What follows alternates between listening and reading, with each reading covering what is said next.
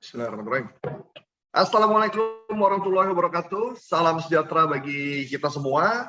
Apa kabar teman-teman semua? Anda yang menyaksikan acara ini di kanal YouTube Survei Kedai Kopi, maupun teman-teman yang lain, Sobat RH dan juga pemirsa Harsu Beno Point. Pada kesempatan siang hari ini, Kedai Kopi akan mengumumkan atau meluncurkan survei opini publik menuju pemilu 2024 seri pertama. Kenapa saya bilang seri pertama? Karena Kedai Kopi akan melakukan peluncuran survei menuju pemilu beberapa seri. Dan di seri yang pertama ini kita akan melihat hal terkait kepuasan terhadap Presiden Jokowi.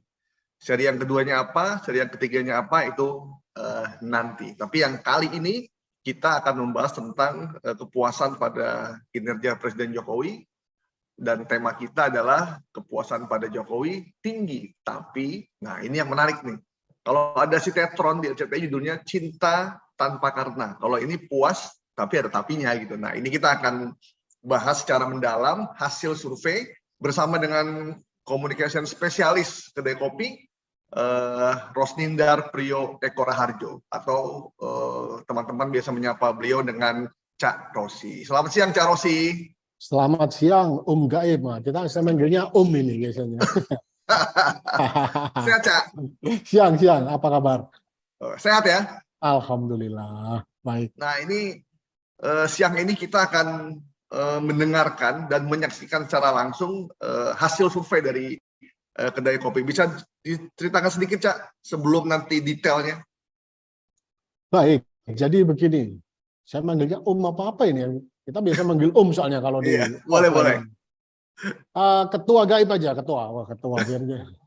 Jadi begini Bang Gaib, sebetulnya survei ini berhasil menjaring atau mendapatkan masukan sebetulnya dari masyarakat, terutama dari responden Kedai Kopi, bahwa tingkat kepuasan masyarakat dalam hal ini responden Kedai Kopi yang diwakili oleh responden Kedai Kopi terhadap pemerintahan Presiden Jokowi ini luar biasa tinggi, nilainya 77,1% kalau nggak salah. Nanti kita bedah secara lebih detail lagi. Besar sekali ya, luar biasa. Sangat besar. Jadi menurut kami sih ini luar biasa. Kepercayaan publik, kemudian kepuasan publik terhadap pemerintahan. Tapi ada beberapa catatan yang harus kita sampaikan kepada masyarakat, kepada khalayak, bahwa tingkat kepuasan itu dibarengi dengan beberapa catatan, titik. Nah, okay. Itu yang akan menjadi masukan dari kami, dari Kedai Kopi, kepada siapapun nanti presiden berikutnya yang mengendalikan pemerintahan. Oke, baik. Apa catatan-catatannya dari hasil temuan survei Kedai Kopi? Saya persilahkan kepada Cak Rosi untuk menyampaikannya dan kita menyimaknya dengan seksama dan dalam tempo yang serius-serius. Baik, terima kasih Bung Gaib. Selamat siang teman-teman semua. Izinkan kami dari Kedai Kopi menyampaikan apa yang berhasil kami dapat dari survei yang sudah kami lakukan. Mohon izin saya akan share screen supaya teman-teman bisa menyimak dengan lebih jelas lagi.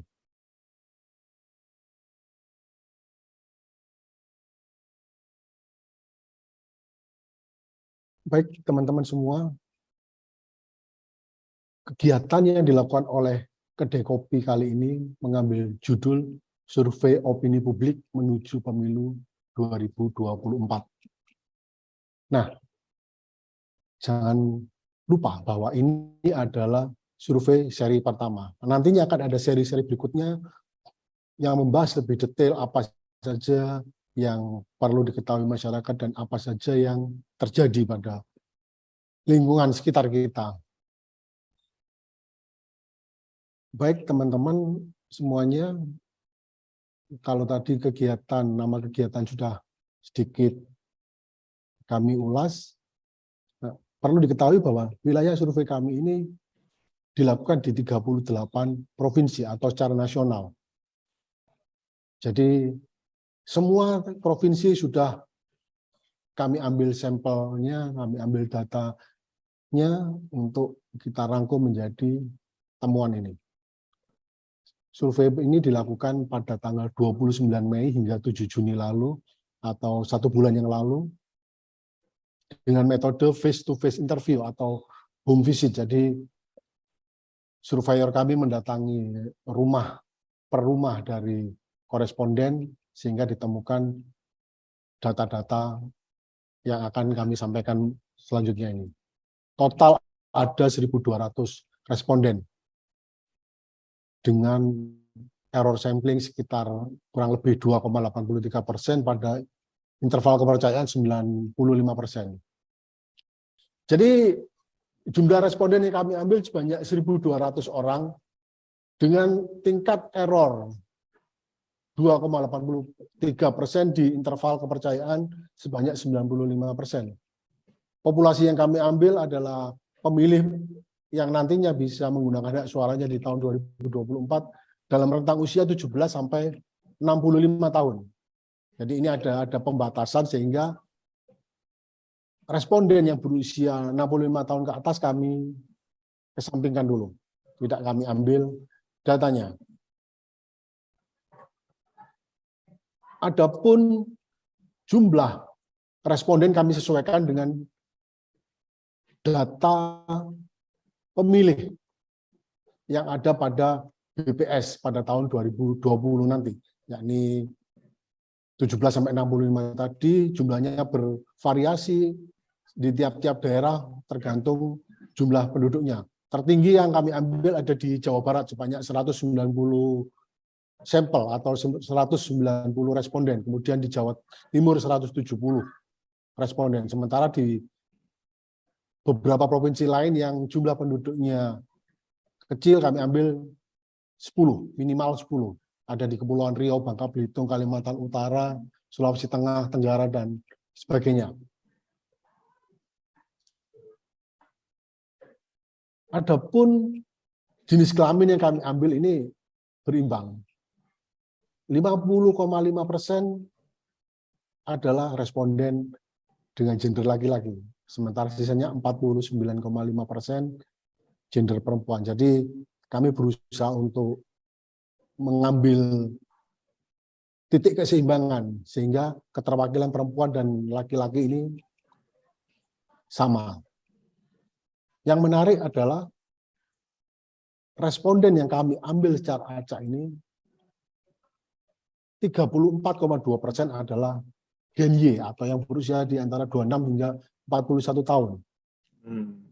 Sementara di Gen X atau 42 hingga 57 tahun ini jumlahnya 27,8% dari 1.200 responden kami tadi. Gen Z, nah ini pemilih pemula ini yang harus dimanfaatkan oleh baik calon presiden, caleg, calon bupati, calon gubernur, dan sebagainya nanti. Pemilih-pemilih pemula, terutama yang umur 17 ini, jumlahnya 22,1%. Sementara generasi baby boomers 58 hingga 65 tahun ini yang paling sedikit dari responden kami, sebanyak 15,9% dari total 1.200 responden. Adapun suku, responden kami didominasi oleh suku Jawa. Harap dimaklumi karena responden terbesar ada di Pulau Jawa, Jawa Tengah, Jawa Barat, Jawa Timur, dan Jawa Tengah, termasuk DKI Jakarta cukup tinggi jumlah responden yang kami ambil. Kemudian diikuti oleh Sunda sebanyak 13,4% dan suku Melayu 5,5%. Sementara suku-suku yang lain seperti Rote, Aceh, Dayak, Gorontalo, Sasak, Bali, dan sebagainya masih di bawah 2%, di kisaran 1, sekian. Jumlah ini atau suku-suku ini kami temui di wilayah rural dan urban. Nah, wilayah urban ini jumlahnya 53,3%, sementara rural sebanyak 46,7%. Lalu dari tingkat pendidikan responden kami, lebih dari setengah adalah tamatan SLT atau sederajat, jumlahnya 52,3%. Sementara tamatan SMP atau SLTP yang sederajat itu 18,9%. Sementara yang tamat SD adalah 16,5%. Jumlah ini cukup jauh jika dibanding dengan tamatan S2 atau S3 yang hanya 0,2 atau tamatan D4 atau S1 yang 5,7%. Sementara ada pula responden kami yang mengaku tidak menamatkan sekolah dasarnya, jumlahnya 3,8% dari total 1.200 orang ini. Nah, jadi dari gambaran pendidikan ini kita bisa tahu permasalahan apa yang mereka hadapi, tentu nanti akan berimbas pada tingkat kepuasan dan sebagainya. Sementara dari data pekerjaan yang disampaikan oleh responden kami, jumlah terbesar adalah ibu rumah tangga sebanyak 28,1. Kemudian 18,4 adalah pedagang atau wira swasta, dan pegawai swasta sendiri di tempat ketiga sebanyak 12,5%. Tapi yang menarik adalah responden yang memiliki pekerjaan sebagai petani atau nelayan dan buruh. Ini jumlahnya lumayan signifikan, antara 9,2% untuk buruh dan 10,7% untuk petani atau nelayan. Jangan lupa di bawahnya itu ada mahasiswa atau pelajar. Nah, ini kebetulan kayak anak-anak yang baru SMA kelas 2, kelas 3 ini kan pemilih pemula. Mereka ini masuk dalam responden kami ada sekitar 6,9%. Itu dari sisi pekerjaan. Kemudian agama, responden yang kami dapat kebetulan dan memang mayoritas ya. Jadi 87,8 ini adalah responden yang beragama Islam. Diikuti oleh Protestan 9,2%, Katolik 1,6%, Hindu 1,3%, dan Buddha 0,1%. Kebetulan kami tidak menemukan responden yang beragama Konghucu atau aliran kepercayaan. Ya. Dari 87,8% tersebut yang beragama Islam, 78,5% diantaranya adalah warga Nahdlatul Ulama atau NU. Ini jumlahnya kalau dibilang jomplang. Jadi hampir semua itu adalah warga NU, sementara 9,2% mengaku mereka netral atau umum, mengikuti aliran dari pemerintah, Islam dari pemerintah. Kemudian sisanya 5,2% adalah Muhammadiyah. Nah, ini ada beberapa juga aliran-aliran lain yang tidak sampai 1%, seperti Al-Khairat, Persis, Al-Wasilah, Ahlussunnah wal Jamaah, Mujahidin, dan sebagainya. Sementara 5,4% tidak mau menjawab dia aliran apa dalam agama Islam tersebut. Jadi dari sini kita punya gambaran bahwa responden kami adalah mayoritas suku Jawa, beragama Islam, dan alirannya Nahdlatul Ulama. Itu teman-teman. Lalu dari sisi tingkat perekonomian, dari 1.200 responden yang kami pilih secara acak ini, hanya 9,9% yang memiliki tingkat ekonomi upper atau tingkat atas. Justru middle lower, antara menengah ke atas, menengah ke bawah ini jumlahnya hampir 90%. Hampir 90%. Jadi ini menggambarkan bagaimana kondisi ekonomi masyarakat Indonesia saat ini. Rata-rata ada di tingkat menengah ke bawah. Baik, itu gambaran secara umumnya tentang survei yang kami lakukan. Nah, sekarang pertanyaannya dalam survei tersebut adalah, jika kami skalakan 1 sampai 10, ada satu pertanyaan, bagaimana tingkat kepuasan Anda sebagai, dalam hal ini responden ya, terhadap kinerja pemerintahan Joko Widodo. 1.200 orang yang kami tanya, 77,1% ini menyatakan puas. Atau kalau di rata-rata dibuat average itu 6,96 nilainya dari skala 1 sampai 10.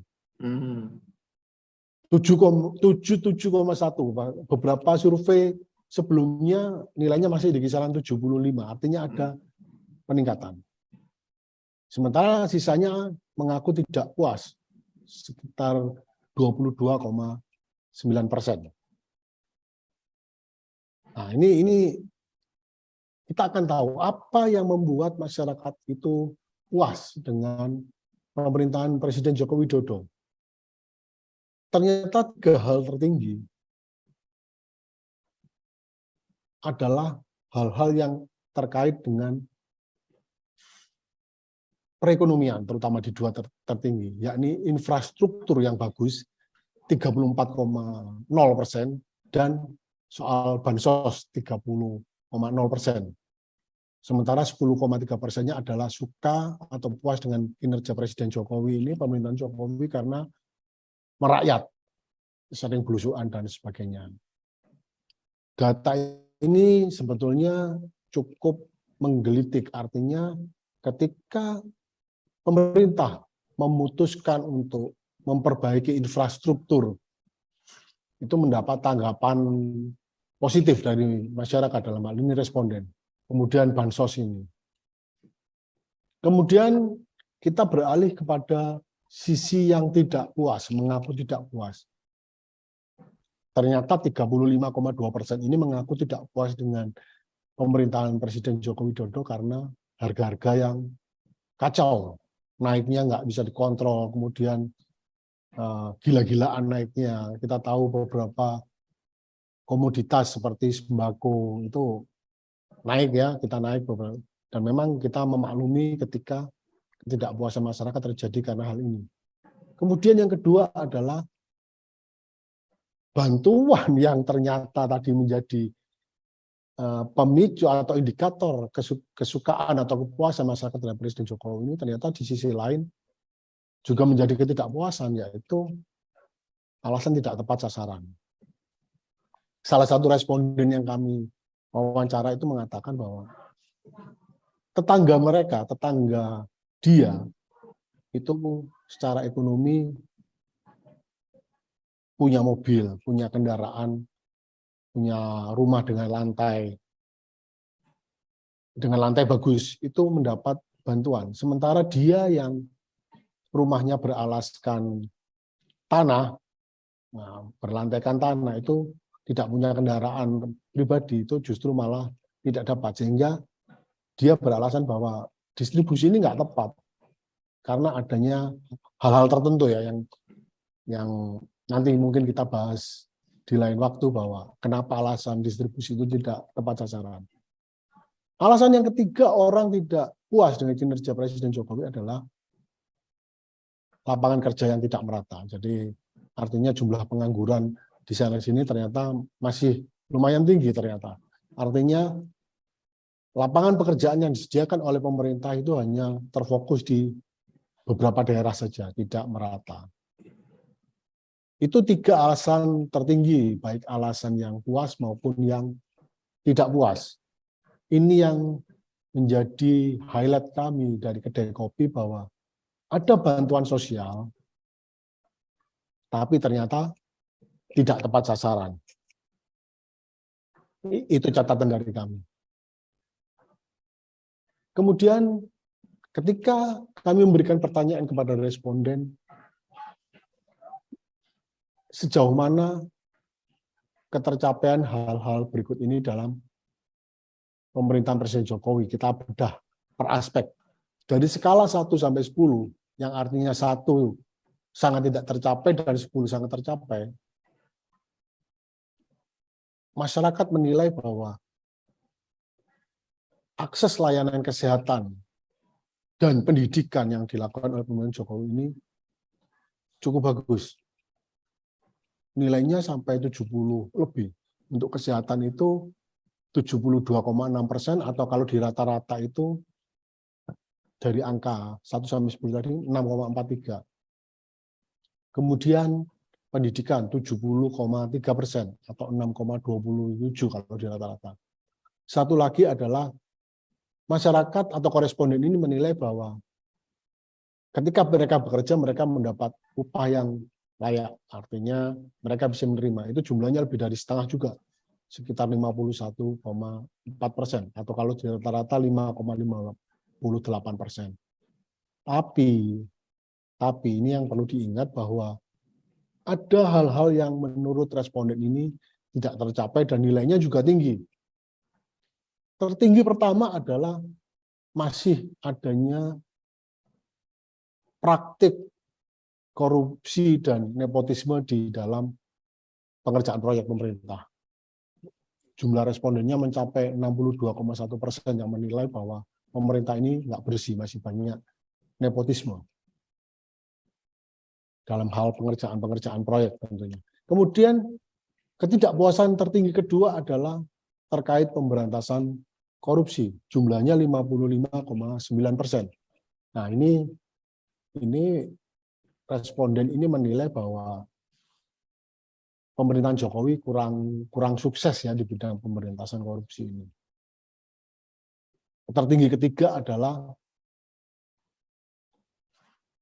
penegakan hukum yang adil. Jadi 3 aspek soal hukum ini menjadi catatan merah dari masyarakat untuk pemerintahan Presiden Jokowi. Bahkan untuk penilaian nepotisme ini merah ya nilainya 4,95%. Itu tadi untuk kinerja Presiden Jokowi per aspek.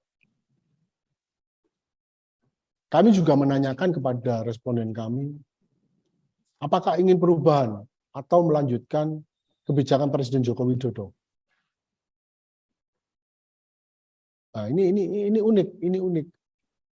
Ketika 77,1% responden mengatakan puas dengan kinerja Presiden Jokowi dan jajarannya di pemerintahan, tapi 61,3% ini meminta atau menginginkan perubahan. Loh kok bisa? Sudah puas kok minta berubah, kan begitu. Ini tadi yang ditanyakan oleh moderator tadi, bahwa kenapa kok ada tapinya? Ini jawabannya. Jadi mereka ini puas, tapi mereka ingin perubahan. Sementara 38,7% mengatakan siap melanjutkan kebijakan. Artinya kebijakan Presiden Joko Widodo harus dilanjutkan oleh presiden berikutnya, penggantinya. 61,3% ingin adanya perubahan. Kita bedah lagi berdasarkan demografi terkait siapa yang menginginkan perubahan ini.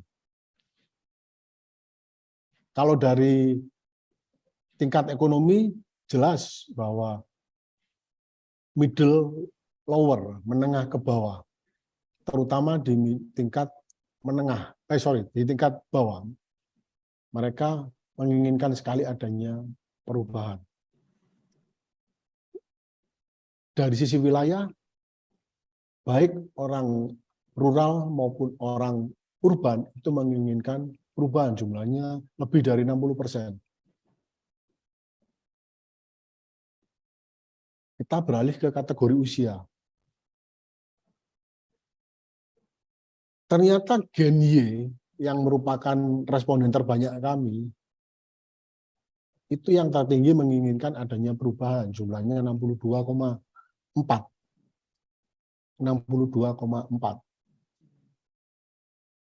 Ini jika kita bandingkan dengan boomers ya, yang 67%, tapi boomers ini responden kami hanya 191.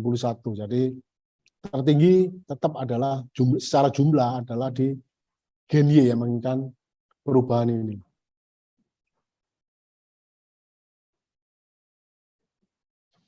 Jika dilihat berdasarkan provinsi, seperti terlihat di dalam data kami, Aceh, Sumatera Barat, Bangka Belitung, kemudian Sumatera Selatan, Banten, Jawa Barat, Kalimantan Barat ini menginginkan adanya perubahan-perubahan tersebut. Sementara di Sulawesi, Sulawesi Barat, dan Sulawesi Tenggara itu menginginkan adanya perubahan tersebut.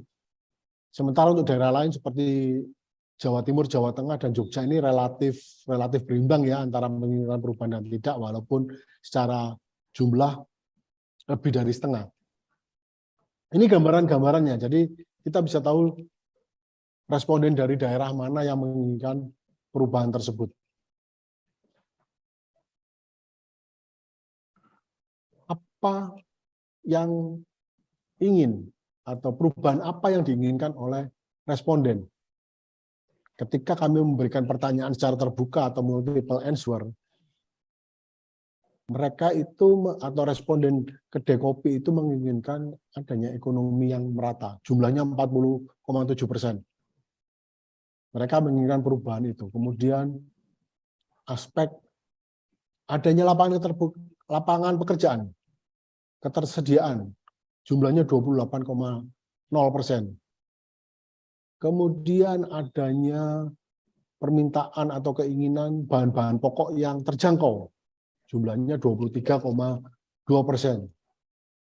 Nah, sementara bantuan sosial yang tadi sebagian besar dikatakan sebagai keberhasilan atau salah satu aspek kepuasan terhadap pemerintahan Presiden Jokowi, justru 7,5% responden kami, responden kedai kopi ini menginginkan adanya perubahan di aspek perubahan sosial. Bantuan sosial. Kita bergeser ke responden yang menginginkan kebijakan pemerintah dilanjutkan. Jumlahnya 46 responden dari total 1.200. Lagi-lagi, meskipun mereka ingin melanjutkan kebijakan pemerintah, tapi mereka tetap berharap adanya peningkatan kondisi ekonomi masyarakat yang harus diubah. Jumlahnya 23,3%.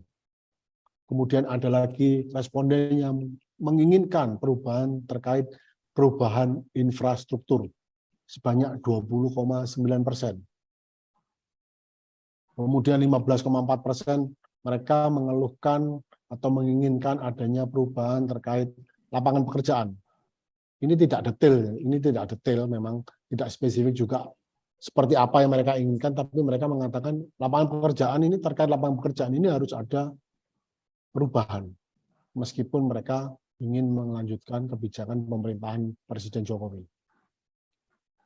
Kemudian ada program yang belum selesai dan harga pokok yang tidak terjangkau, jadi mereka menginginkan adanya keterjangkauan terhadap harga tersebut dan pengentasan kemiskinan. Artinya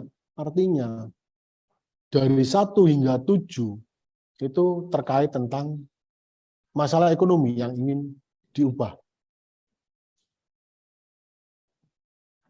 Itu dia, Mas Gaib, Bang Gaib, apa yang bisa kami sampaikan dari hasil survei seri pertama kedai kopi terkait tingkat kepuasan masyarakat terhadap pemerintahan Presiden Jokowi dan bla bla blanya tadi.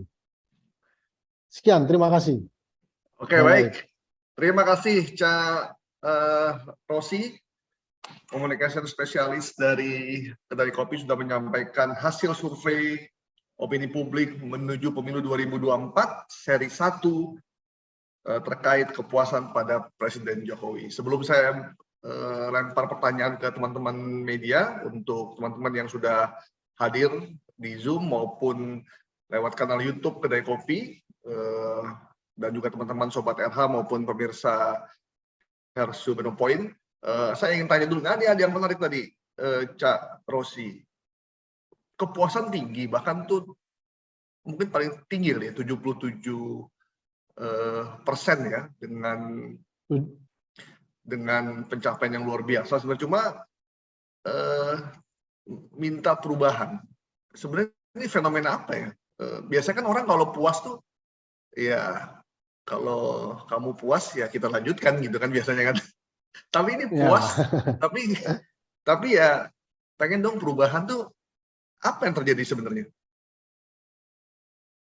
Jadi kalau dari kacamata survei kami, sebetulnya kalau kita analogikan begini, seseorang mengikuti ujian, dapat nilai 8. Ya. Dia mengatakan, dapat 8 puas nggak? Puas.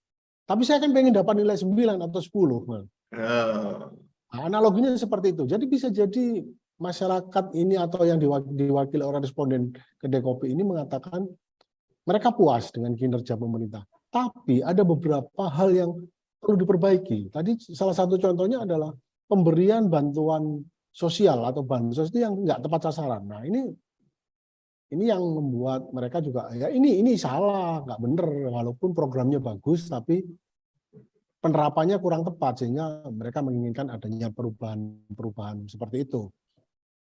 Bang Oke, Gaib. oke. Ini kan tadi kita ngomong ketidakpuasan dulu ya. Ada yang puas karena ekonomi, karena bansos dan juga infrastruktur karena itu bisa dirasakan, bisa dilihat. Tapi ada juga yang ketidakpuasannya karena ekonomi juga. Tadi kayak peningkatan menambah jumlah tenaga kerja, meningkatkan pemerataan ekonomi, termasuk yang paling kelihatan turun tuh adalah penegakan hukum. Mungkin Cak Rosy bisa jabarin sedikit soal itu. Baik, jadi ketidakpuasan masyarakat ini dinilai oleh mereka dengan tidak tercapainya program-program atau tindakan dari pemerintah. Mereka atau responden ini melihat bahwa penegakan kasus hukum itu, terutama di korupsi, yaitu mereka nilai pemerintah belum maksimal. Sehingga walaupun mereka mengatakan puas di satu sisi terhadap kinerja pemerintahan, tapi mereka berharap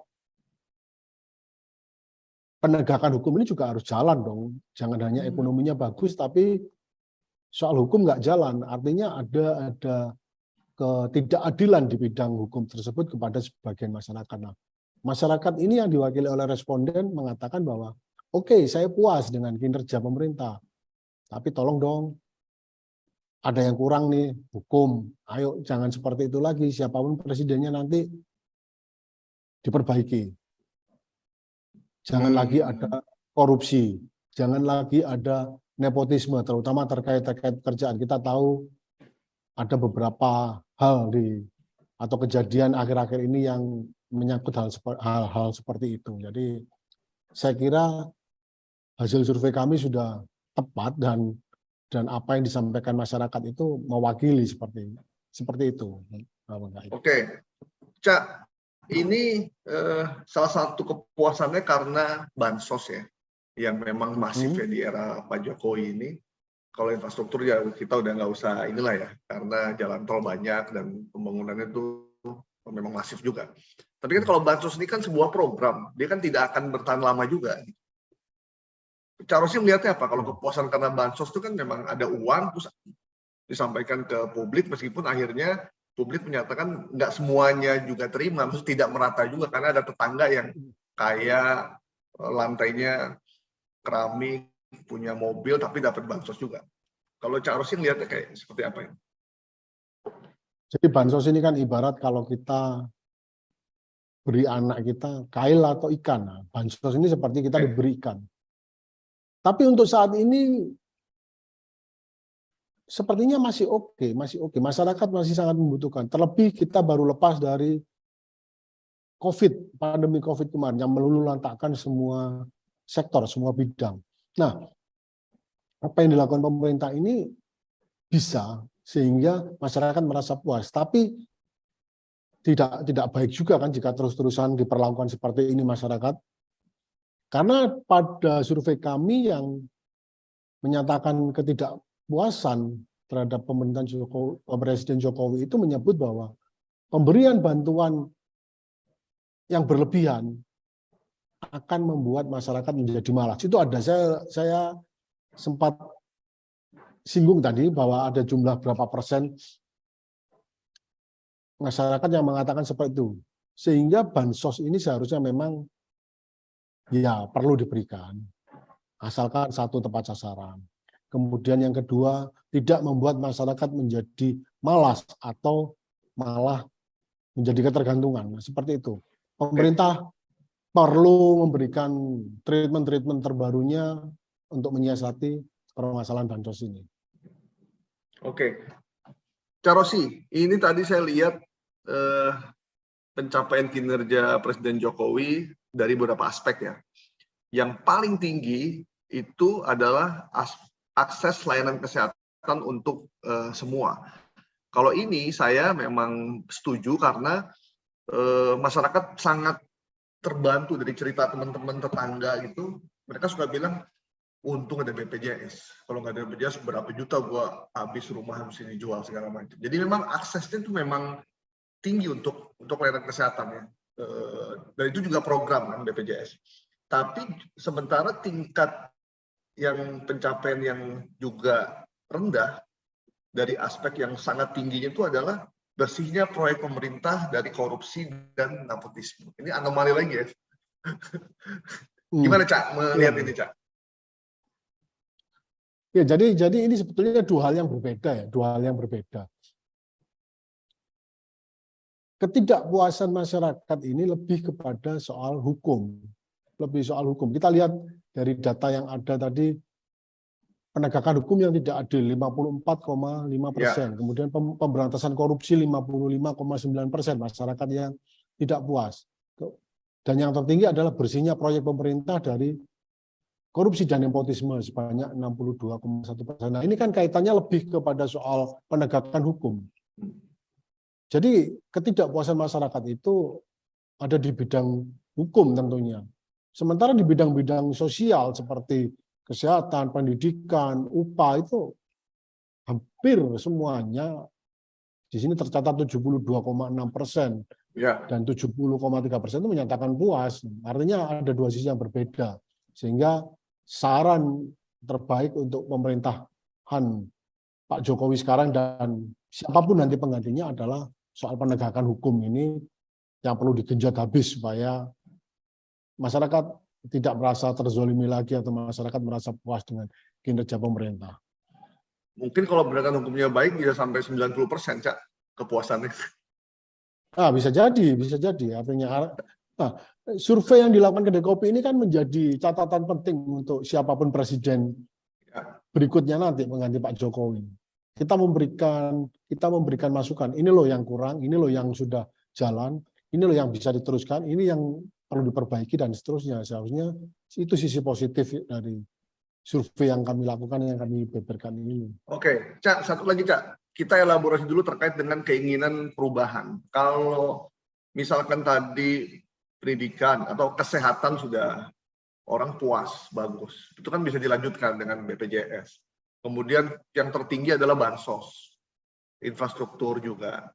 Nah, sebenarnya perubahan yang diinginkan paling utama itu apa dari temuan Kedai Kopi? Perubahan yang kayak gimana yang diinginkan oleh mereka? Jadi ada dua hal. Perkenalkan, saya Gani dari tvOneNews.com. Ya, silakan Mas Gani. Ya, silakan. Jelas suaranya. Pertanyaannya di bagian survei itu kan ada tercapainya kinerja Jokowi terlihat kejomplangan antara aspek ekonomi dan penegak hukum gitu. Mengapa di kondisi melek pengetahuan saat ini itu justru masyarakat Indonesia masih merasa tidak puas dengan kondisi penegakan hukum di era Jokowi? Itu aja. Oke, itu aja Mas ya. Ya. Oke, thank you Mas Gani. Cak, jelas ya soal penegakan hukum dalam situasi yang seperti sekarang, kenapa tidak puas? Silakan. Baik, jadi fenomena ini memang terjadi saat ini ya, bahwa ketika masyarakat puas di bidang ekonomi, tapi ternyata di bidang hukum tidak puas. Nah, ini saya kira, atau kami kira bahwa apa yang dirasakan masyarakat ini memang sebuah hal yang cukup apa ya istilahnya, meresahkan mereka sehingga membuat kejadian ketidakpuasan dan sebagainya. Penyebabnya apa? Mungkin bisa jadi karena kami juga tidak bisa menjawab, karena itu seharusnya di bidang hukum itu adalah kewenangan dari pemerintah ya. Tapi yang kami lihat fenomenanya adalah masih adanya tebang pilih misalnya, atau kekurang maksimalan penegak-penegak hukum untuk memperbaiki kinerja tersebut. Kita tahu atau kita sering mendengar hukum kita ini tajam ke bawah, tumpul ke atasnya. Ini fenomena ini memang terjadi. Cuman di beberapa kesempatan terakhir ini pemerintah sudah mulai membuktikan ya bahwa ada menteri yang ditangkap terkait korupsi. Nah, ini salah satu upaya dari pemerintah untuk memperbaiki citra tersebut atau memperbaiki aspek hukum tadi yang dirasa masyarakat masih kurang. Seperti itu, Mas. Jadi Mas Gani, kalau pertanyaannya adalah mengapa masih terjadi ketimpangan, ya fenomenanya seperti itu. Sepertinya pemerintah ini lagi fokus ke bidang ekonomi, terutama setelah kasus pandemi kemarin ya, jadi ekonomi ancur-ancuran dan sebagainya seluruh dunia. Nah, ini pemerintah fokusnya di situ. Sepertinya seperti itu kalau dari kami tangkap responden-responden yang berhasil kami survei. Oke, terima kasih. Oke, cukup ya Mas Gani ya? Cukup. Oke, ini saya cuma pengen menyampaikan bahwa survei ini kalau tadi Cak Rosi paparkan itu jenis kelaminnya tuh berimbang ya, 50,5 laki-laki dan 49,5 perempuan. Dengan yang paling banyak tuh adalah Gen Y usianya 26 sampai 41 tahun dan Gen X 42 sampai 57 tahun, lanjut setelah itu Gen Z juga banyak 22,1. Artinya dengan hasil ketidakpuasan penegakan hukum, mereka ini ternyata aware juga ya dengan media massa, dengan media sosial, atau dengan fenomena yang terjadi di masyarakat atau di pengadilan atau dalam penegakan hukumnya. Jadi mereka nggak, meskipun ekonomi atau mereka lagi kerja sibuk segala macam, tapi mereka juga ternyata punya kepedulian dengan masalah hukum. Gitu Cak ya. Kalau dari pandangan saya gitu. Begini, jangan lupa bahwa 28,1% responden kami ini adalah ibu rumah tangga. Yang artinya ibu rumah tangga itu ketika dia melakukan pekerjaan rumah tangga, bisa jadi televisi ini masih menyala, kemudian internetnya masih menyala, sehingga informasi-informasi yang didapat itu juga up to date, faktual, aktual, dan sebagainya, sehingga mereka melek dengan kejadian atau fenomena yang terjadi di negara kita, seperti itu. Jadi bukan karena Gen Y mereka kerja atau enggak, jadi justru kalau ibu-ibu ini, kalau ada istilah the power of emak-emak itu ya seperti ini, saya kira penerapannya, the power of emak-emak. Jadi mereka melek informasi, update kejadian apapun, jangan melekkan emak-emak. Oke, Cak, kayaknya nggak ada pertanyaan lagi dari teman-teman media. Saya ingin gini, tadi kan jumlah terbanyaknya itu, mungkin ya ini di luar yang ini ya, surveinya itu di Jawa ya, 1 Jawa Barat yang paling banyak, 2 Jawa Timur, kemudian lanjut Jawa Tengah. Ini kayak pertempurannya memang ada di 3 kota besar ini ya. Nah, survei yang dilakukan Kedai Kopi ini kan nanti ada beberapa seri. Artinya selain kinerja kan juga nanti ada yang lain-lainnya ya. Mungkin elektabilitas dan lain-lainnya itu kan. Ya. Nah, kita kemarin ramai sekali mendiskusikan soal swing voters. Jumlahnya segini, tapi swing voter juga besar gitu. Sehingga orang masih masih diambang-ambang gitu. Dia bisa kemana aja tuh. Bisa ke kiri, bisa ke kanan, bisa ke atas, bisa ke bawah gitu. Nah, bocoran sedikit, kalau yang dilakukan oleh teman-teman Kedai Kopi kemarin, swing voternya memang tinggi, Cak. Nah, sebetulnya ini rahasia karena belum waktunya dipublikasikan. Oke lah, kita info sedikit lah. Spill dikit aja sebelum seri kedua. Jadi kami sudah punya data elektabilitas masing-masing calon. Bukan hanya 3, tapi ada sekitar 10 nama-nama yang masuk dari responden. Dari sekian nama itu ada 3 terbesar. Sebut saja namanya Ganjar Pranowo, Prabowo Subianto dan Anies Baswedan. Ini 3 tertinggi dari sisi elektabilitas, 3 tertinggi. Saya tidak mengatakan dulu siapa yang tertinggi ya, pokoknya 3 tertinggi itu, 3 nama itu. 3 itulah ya, 3 itu ya. 3 itu nah tertinggi. Dalam pertanyaan berikutnya muncul bahwa jika pemilu dilakukan hari ini, siapa yang Anda pilih? Oke, dia menyebut, responden kami menyebut 3 nama ini yang terbanyak. Kemudian ketika muncul pertanyaan, apakah nanti pada pemilu tahun 2024, pemilihan presiden, Anda akan memilih calon yang Anda pilih sekarang? Jawabannya belum tentu. Nah, ini dia yang dimaksud. Belum tentu. Nah, dari data kami itu adalah angkanya nanti biar jadi survei. Tapi masing-masing itu punya nilai yang tinggi terhadap kemungkinan swing voter ini. Ya. Oke, bocorannya nih ya.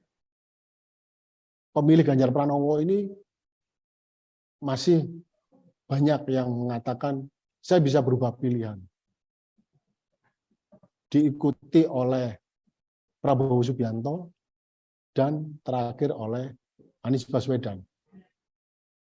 Dari fenomena kecil ini terlihat bahwa pemilih Anies ini solid.